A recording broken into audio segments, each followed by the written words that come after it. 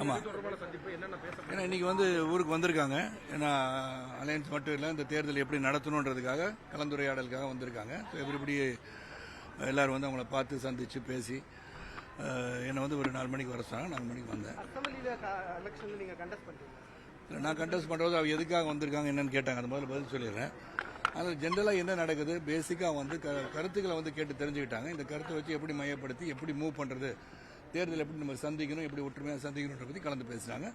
அதான் நடந்தது. இன்றைக்குமே வந்து அமைச்சர் வந்து ஏன்னா பல வருஷத்துக்கு முன்னாடி தெரியும். அதனால் வந்து ஜென்ரலாக கிட்ட கேட்டுட்டு இருந்தேன், ஒப்பீனியன் என்ன நடக்குது, எப்படி பண்ணலாம், எப்படி கொண்டு போனால் நம்ம வந்து இந்த தேர்தல் வெற்றி பெறதுக்கான வாய்ப்பு, அதை பற்றி எல்லாத்தையும் கலந்து பேசிட்டு இருந்தோம். இல்லை, அதை பற்றிலாம் பேசுகிறாங்க, நேரம் கிடைக்கல. ஏன்னா அவங்க அர்ஜென்ட்டாக வந்து கவர்னரை பார்த்து கிளம்புறாங்க. திருப்பி பேசுவோம்னு சொல்லிட்டு கிளம்பியிருக்காங்க. ஸோ என்னை பொறுத்த வரைக்கும் என்னுடைய கருத்து எனக்கு மைண்டில் பட்டது, எப்படி இந்த தேர்தலை முன்னெடுக்கலான்ற என்னுடைய கருத்தை பதிவு பண்ணியிருக்கேன். ஏன்னா எல்லோரும் ஓப்பனாக சொல்லலாம்னு சொன்னனால என் கருத்தை பதிவு பண்ணியிருக்கேன்.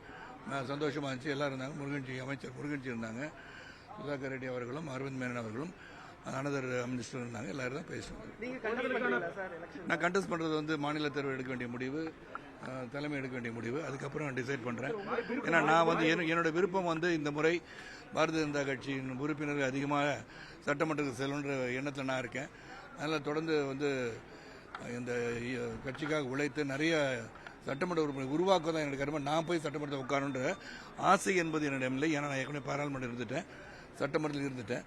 இந்த முறை கடுமையாக உழைத்து பாரதிய ஜனதா கட்சி ஒரு நிலையான இடத்துக்கு வருவதற்கு அனைத்து இந்திய அண்ணா திராவிட முன்னேற்ற கழக கூட்டணியுடன் சேர்ந்து சிறப்பாக செயல்பட வேண்டும் என்ற எண்ணத்தை உங்களுடைய பிரச்சாரம் எதை மையப்படுத்தியிருக்கு சார்? எதற்கு எதிராக மத்திய அரசு செயல் திட்டங்கள், மத்திய அரசு திட்டங்கள் அனைத்தும் வந்து மக்கள்கிட்ட வந்து மத்திய அரசு தான் இந்த திட்டங்களை செயல்படுத்தினார்கள், அவங்களுடைய திட்டங்கள் தான் இது என்பதை எடுத்து சொல்வது, ஆழமாக சொல்லணும்னு நான் நினைக்கிறேன்.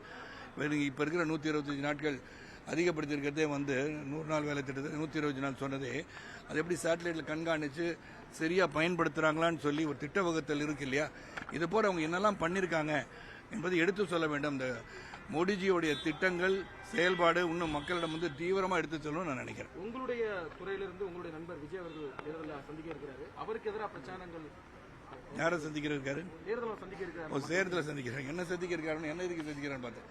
இந்த தேர்தல் சந்திக்கிறாங்க. இந்த தேர்தலுக்கு வந்து அரசியலுக்கு வந்து எல்லாரும் வரணும்னு நினைக்கணும் தானா. ஸோ விஜய் வந்திருக்கானா, அவருக்கு அன்றைக்கி வாழ்த்துக்கள். என்றைக்கோ சொல்லிட்டேன் வந்த இன்னைக்கு. ஏன்னா என்றைக்குமே ஒரு கொள்கை என்ன, அடிப்படை என்ன, வாட் ஆர் த பாலிசிஸ்ன்னு பேசணும். வித்தவுட் பாலிசி பர்சனல் அட்டாக்ஸ் வந்து is not going to fetch anything. அதான் என்னுடைய கருத்து.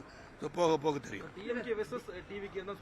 அது அவர் சொல்வாருங்க. அவர் அரசியல் கட்சியாகவே நான் வந்து அவர் எடுத்துக்கிறது இல்லை. First of all, he has not proved himself to be a political party.